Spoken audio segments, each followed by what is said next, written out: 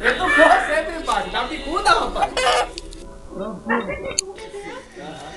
Esse é o galo índio, o galo do chefe Guerreiro. Se você tem coragem, vem aqui na casa do chefe Guerreiro. Venha testar meu galo. Esse galo é bom, hein? Ei lá, vai lá, Anivaldo. Você já é o quinto, Anivaldo. Você já é o quinto, Anivaldo. Vai testar o galo do chefe Guerreiro, vai. Esse galo, vou te contar, viu? Campeão. Ai, ai, sai daí, rapaz. Esse é o galo do chefe Guerreiro, hein? Já é o quinto aqui no recinto aqui da chácara São Sebastião. É o quinto que tenta pegar. Vai lá, Anivaldo, mostra. Já teve gente de São Paulo, Curitiba, Londrina que tentou, mas ninguém conseguiu pegar o bicho. É difícil. É complicado, né, Anivaldo? É difícil. Tá aí, Tem uma Anivaldo. espora muito grande, machuca. Machucou bastante, hein? É difícil. Vamos tentar pegar um cross ali, ó. Nivaldo, que é especialista em criação dos animais, né, Nivaldo? Meu Deus do céu. Você já ficou? Mas se eu te falar que eu desmaiei, eu liguei antes, né?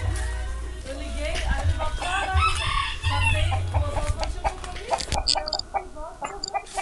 Aqui nas imediações da chácara São Sebastião, o Nivaldo tenta a sua maior façanha, pegar o galo do chefe Guerreiro.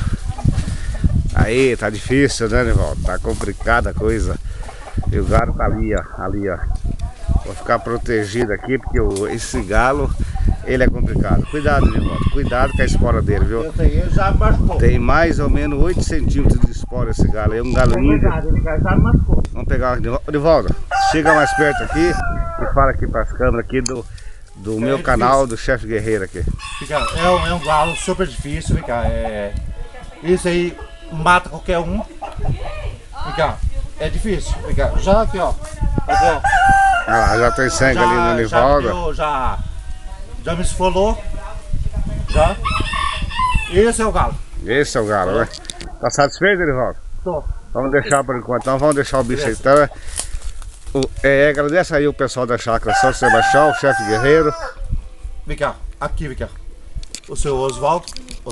Chefe Guerreiro. Da chácara São Sebastião. São Sebastião. Chefe Guerreiro. Chefe Guerreiro. Guerreiro o tempo todo, hein? Vem cá. E temos lá, vem cá, outros encontros que é com o pessoal lá, hein? Isso aqui só faz só uma parte só. De uma sobrevivência para você poder se inteirar, se intertir e ser realizado com a natureza.